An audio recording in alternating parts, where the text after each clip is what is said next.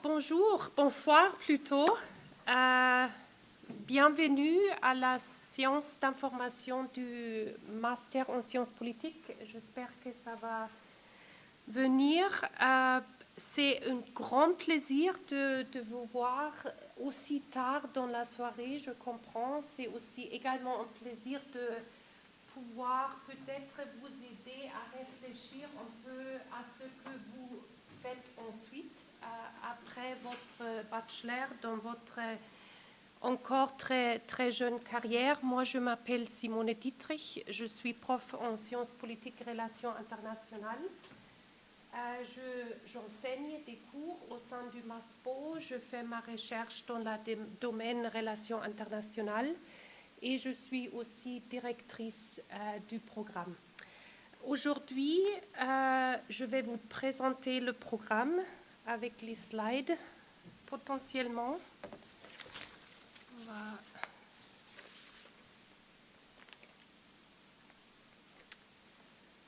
Le MASPO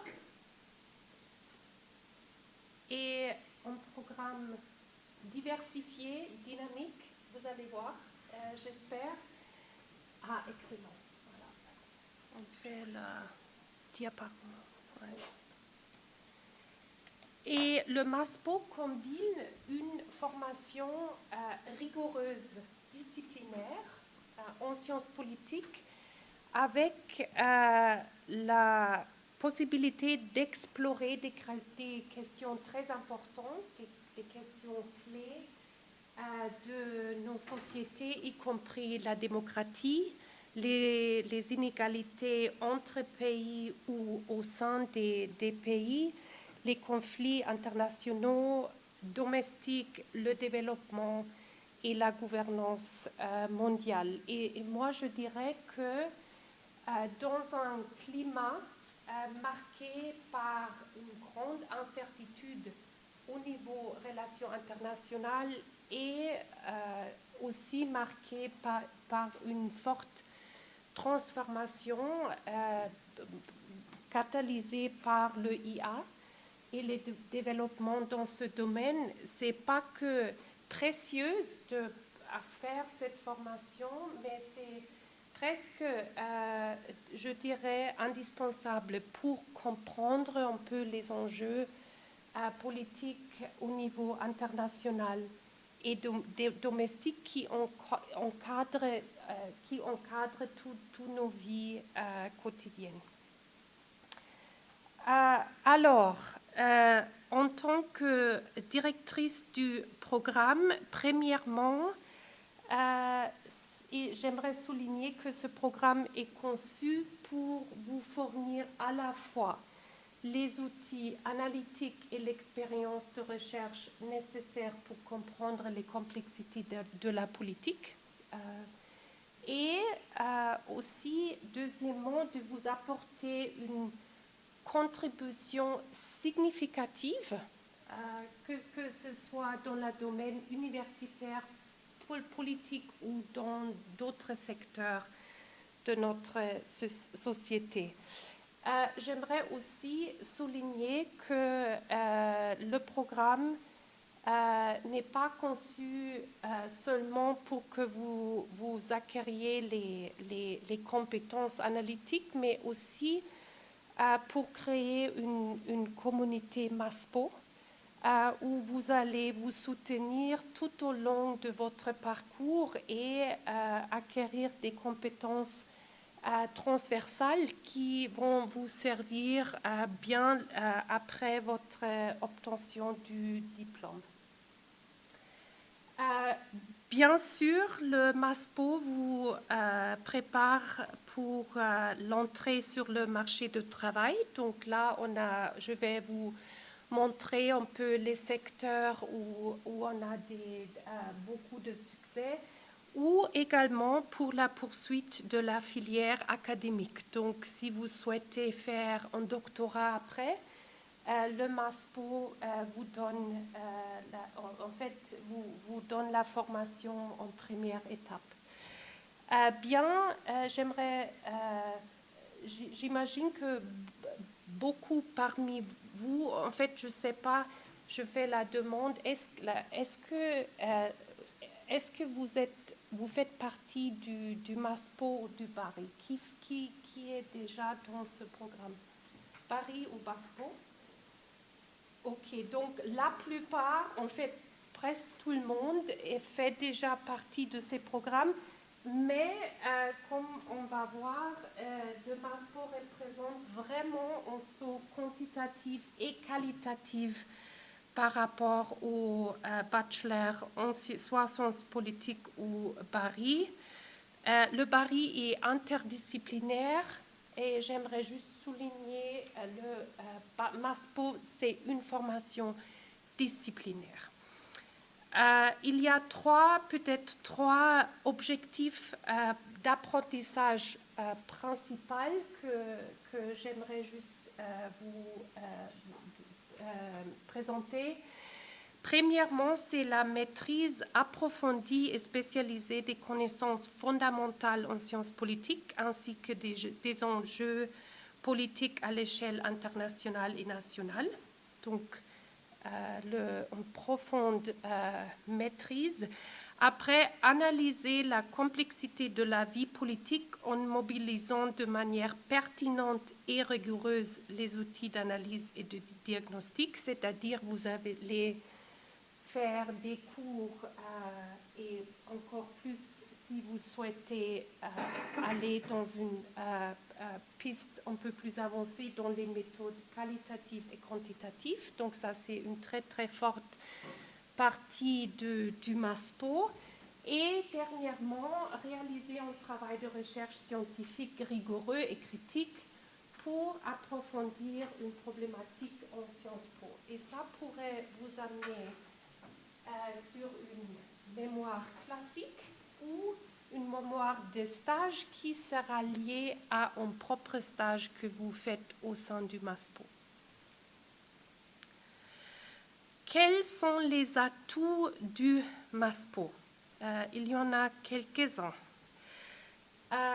Je dirais, premièrement, l'offre des cours est vraiment très riche et variée. C'est-à-dire, on a beaucoup de cours et vous faites, il y a des cours obligatoires et on va en parler aussi dans quelques minutes. Mais il y a beaucoup de crédits à apporter à travers les cours non optionnels. Donc là, vous pouvez choisir des cours qui soit sont dans le politique comportement, théopo, relations internationales, politique comparée. Donc vous avez beaucoup de richesses là, aussi au niveau de la méthodologie utilisée. Notre corps d'enseignants est très international, donc le programme est donné en anglais et en français. Moi, j'enseigne plutôt en anglais. Au niveau master, la plupart de mes collègues qui enseignaient dans l'orientation relations internationales, eux aussi donnent leur cours principalement en anglais. Si vous n'êtes pas très très sûr par rapport à la langue, je dirais que ça vaut la peine de s'exercer et vraiment de travailler là-dessus parce que l'anglais est absolument important aujourd'hui. Vous savez déjà. Si vous êtes ou si vous avez des doutes par rapport au français, là, on souhaite que vous pouvez suivre des cours en français, même si vous ne maîtrisez pas trop la langue, mais il faut quand même comprendre et pouvoir suivre les cours. Bien sûr, on est ici à Genève, donc déjà l'orientation internationale existe vers la Genève internationale, même s'il y a beaucoup de changements par rapport à ça, n'est-ce pas?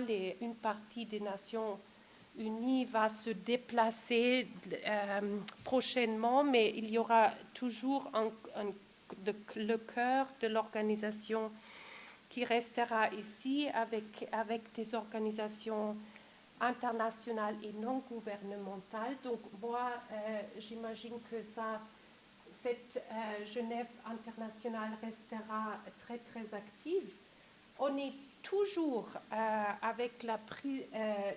en direct avec l'actualité et la pratique. Dans notre cours, on parle tout de suite de l'actualité, on parle de comment résoudre les problèmes de coopération dans la politique économique, par exemple. Trump et Xi Jinping hier ont trouvé une sorte de deal, mais on ne sait pas encore de quoi ça existe, mais de regarder un peu et comprendre ces négociations, les implications pour le monde en soi, mais aussi pour les économies domestiques. Ça, c'est toujours, ça fait partie de nos enseignements. Après, j'aimerais souligner, et ça c'est hyper important pour votre employabilité, ce sont des méthodes. Même si vous n'aimez pas les maths ou les chiffres, ça c'est le moment de vraiment se impliquer dans l'apprentissage dans les méthodes. Et là, on a des cours obligatoires, mais on offre aussi des certificats complémentaires.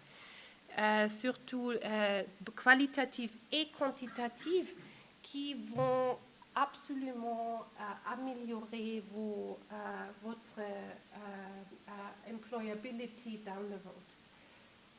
Au sein du programme, il y a des possibilités de stage de recherche avec nous, donc les profs qui font la recherche. Moi, j'ai un projet avec le Fonds national suisse, par exemple, et moi, j'ai 2-3 étudiants MASPO cette année qui font la recherche avec moi, qui participent dans la récolte de données, qui font beaucoup de choses avec moi, et je peux aussi faire un peu de mentoring pour eux. Donc ça, c'est un vrai atout de participer dans la recherche avec vos profs au sein du MASPO. Et finalement, on a, je dirais, un environnement stimulant, un encadrement personnalisé et un caractère fortement interactif. Et Viola, qui est là, je me réjouis beaucoup. Elle est étudiante MASPO en première année et elle va partager avec vous quelques impressions qu'elle a déjà fait dans des premières semaines. Un peu plus tard, merci. Et donc, je vais juste vite vous prendre à travers nos spécialisations ou mentions. On en a 3. C'est-à-dire, on a 3 thématiques ou 3 voies pour comprendre et expliquer la politique moderne. Il y a le comportement politique. Après, on a la politique comparée internationale et dernièrement la théorie politique. Et ça, c'est vraiment une spécialité qu'on a ici à Genève, la spécialisation Théopo. Il y a, juste pour vous donner un petit goût sur les sujets à travers les 3 mentions, pour le comportement politique, vous aurez des cours par Nathalie Giger, par exemple, qui donne un cours sur le comportement électoral. Dans ce cours, vous allez recevoir une introduction à la recherche sur les comportements politiques. Premièrement, comment est-ce que les gens forment et expriment leurs croyances politiques? Ça, c'est une importante question clé. Deuxièmement, comment est-ce que ces croyances influencent leur choix de vote? Donc ça, ce cours-là va s'occuper de ces importantes questions. Après, on a un cours de Pascal Cherini qui explore l'impact du contexte sur le processus de formation de l'opinion et de vote au niveau individuel. Et finalement, il y en a plus, mais on a aussi la thématique mouvements sociaux qui sera traité par Marco Giuni. Donc ça, c'est mention comportement politique. Après, la mention politique comparée internationale. Il y a plusieurs sous-domaines, si vous voulez, dans ce mention. Vous allez étudier les négociations entre États, y compris le rôle de la politique intérieure dans ces négociations. Il y a des études sur la globalisation.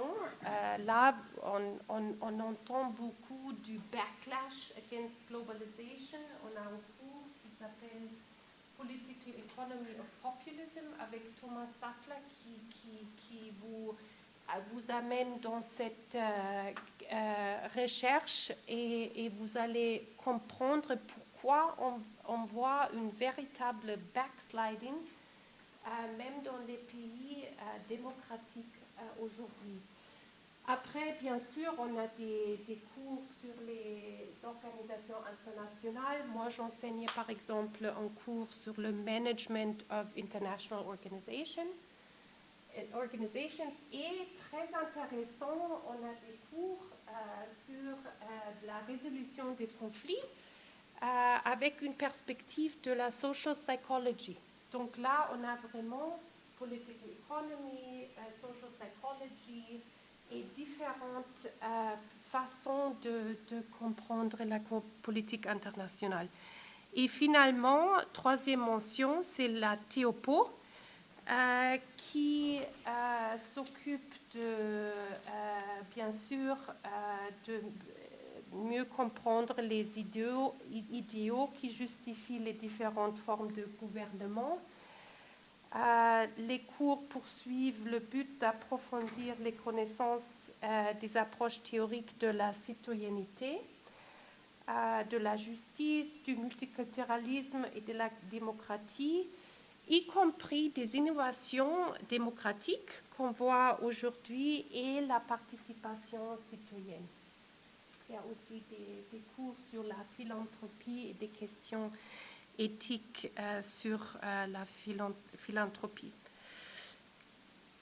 Alors, qu'est-ce qu'on fait avec le MASPO? Ça, bien sûr, je comprends, ce sont des questions fondamentales que vous vous posez et donc, de mon côté, je peux vous dire que pas tout le monde trouve des jobs tout de suite, ça c'est sûr et certain, mais on a des données qui nous montrent qu'il y a des secteurs où là, quelqu'un avec une formation en master sciences politiques est vraiment très, très utile et aussi désiré. Donc, on a l'administration publique, les organisations internationales ou les ONG, le journalisme, communication, relations publiques, ressources humaines, le secteur associatif, bien sûr, aussi les partis politiques et, comme j'avais dit, il y a aussi cette piste recherche et enseignement universitaire. Bien sûr, c'est toujours un peu très, très, très vite de lister, checker tous ces secteurs. J'aimerais juste passer une minute peut-être sur un témoignage d'un de nos étudiants, Thomas Bani, qui est actuellement employé par la ville de Nyon. Il a fait l'orientation politique comparée relations internationales et s'intéressait toujours pour la côté internationale.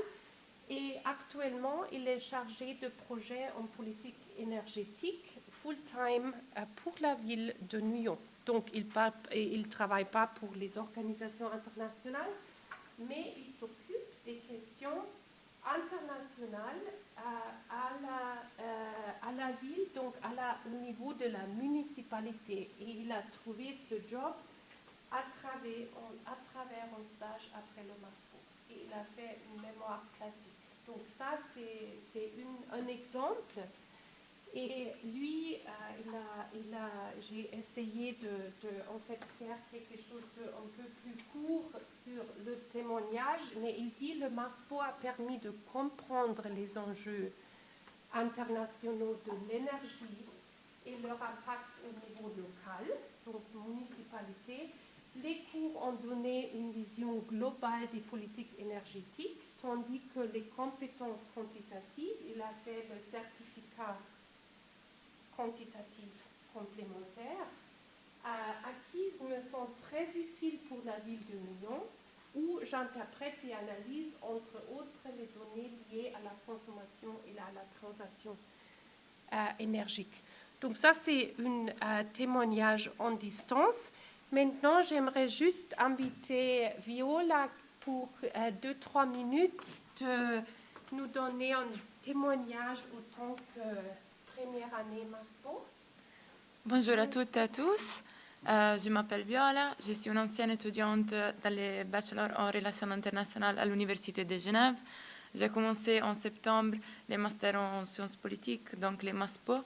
J'ai choisi ces masters principalement parce que je voulais développer, approfondir mes connaissances par rapport à la politique internationale et comparée. Donc aussi, j'ai choisi la mention politique internationale et comparée.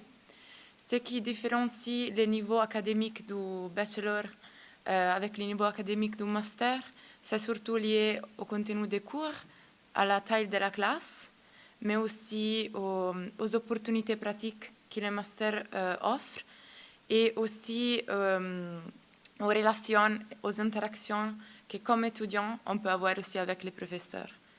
Donc, premièrement, le fait que la taille de la classe elle est beaucoup plus petite permet des échanges directs, bien sûr entre étudiants eux-mêmes, mais aussi entre étudiants et professeurs. Ensuite, les contenus des cours reposent surtout sur des discussions critiques suite à la lecture d'articles scientifiques qui mettent en lumière des aspects théoriques, mais à la fois, mais aussi empiriques et méthodologiques. De plus, les masters en sciences politiques offrent aussi des cours de méthodologie, comme a été déjà dit. Les cours en méthode quantitative et qualitative, ce que je trouve très utile parce qu'ils donnent vraiment des instruments pour pouvoir mener des recherches indépendantes dans les domaines des sciences sociales. Dans ces cadres, donc les contacts avec les professeurs est facilité et c'est aussi très enrichissant. Et on a aussi l'opportunité qu'on n'avait pas au niveau bachelor, par exemple, de pouvoir entreprendre un stage de recherche ou de recherche appliquée. Ou, par exemple, moi, je l'ai obtenu et je vais commencer en février prochain. Je vais faire 2 mois au 50%. Où je vais aider un professeur à mener son projet de recherche. C'est que c'est très intéressant si vous voulez découvrir le monde de la recherche et vous voulez vraiment concrétiser qu'est-ce que fait le chercheur en fait. Vous pouvez le découvrir déjà dans le cadre du master. Après, j'aimerais bien aussi dire que pour moi, ça a été génial le fait que dans les masters, même si c'est seulement de 90 crédits, c'est possible à partir du 3e semestre aussi partir en mobilité académique, ce que je trouve très intéressant. Si par exemple vous voulez explorer un autre pays ou vous voulez suivre des cours qui sont plutôt possibles seulement dans certaines universités à l'étranger, aussi comme moi par exemple, j'aimerais bien faire ma thèse de maîtrise à l'étranger sur les pays où je pars en mobilité. Et donc ça donne aussi vraiment, ça peut répondre, les MASPO, il peut vraiment répondre à différents besoins. Enfin, j'aimerais bien souligner aussi le fait que la proximité entre étudiants et professeurs, comme a été déjà dit, crée un environnement stimulant, mais aussi très collaboratif en fait. Il n'y a pas trop de compétition, on se veut vraiment aider les uns les autres, mais aussi les professeurs, ils veulent nous aider.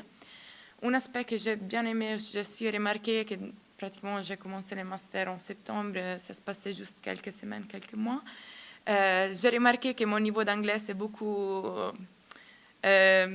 amélioré, mais surtout pour le fait qu'aussi en étant en échange avec des étudiants, beaucoup d'étudiants dans les MASPO sont aussi internationaux. Donc, parfois aussi, ils ont des problèmes en français, mais plutôt ils savent beaucoup mieux l'anglais, donc la langue d'échange, c'est l'anglais. Et ça permet vraiment de pouvoir aussi améliorer la langue. Et enfin, je voulais aussi dire que les masters en général encouragent non seulement la participation active des étudiants, mais aussi l'initiative personnelle et la créativité. Parce qu'au niveau des bachelors, il y a des cours ex cathedra où vous allez plutôt suivre ce que le professeur dit, qui parle. Mais au niveau du master, vous êtes les caractères principaux de la classe. Et donc, vous pouvez amener vos idées, vous pouvez vraiment développer vos idées personnelles et les communiquer à le reste de la classe. Voilà, ça a été mon expérience personnelle. Merci beaucoup. Merci. Viola, c'est une chose de... Oui, merci. C'est une chose d'essayer de vous motiver comme prof, mais c'est toujours super intéressant d'écouter quelqu'un qui est maintenant qui fait la formation.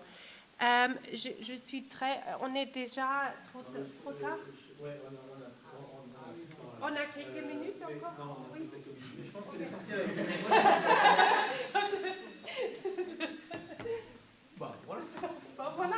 Non, j'ai encore 2-3 slides juste pour des questions, mais après, vous venez vers moi pour répondre à toutes les questions d'admission. Il y a de l'apéro, donc juste 30 secondes maintenant. OK.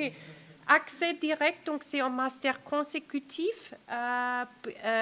Accès direct pour les étudiants qui ont un bachelor en Sciences Po d'une université suisse, sinon sur dossier ou au moins 60 crédits en Sciences Po.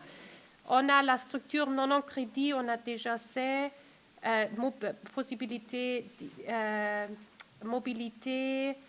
En fait, on a beaucoup dit déjà. Langue français et anglais. La seule chose que j'aimerais souligner est ces 2 pistes que vous pouvez regarder. Donc, d'un côté, on a cette trajectoire mémoire classique plutôt vraiment focalisée sur la recherche, ou la piste mémoire de stage où vous faites un stage avec une organisation. Et là, le seul critère est que ça rentre dans le cadre de Sciences Po. Et après, préparer une mémoire de stage là-dessus. Et après, il y a des inscriptions. Et pour toute information, vous pouvez me contacter, mais aussi notre conseiller académique, monsieur Fabien. Merci d'être venu quand même. Pour le soutien. OK, donc merci.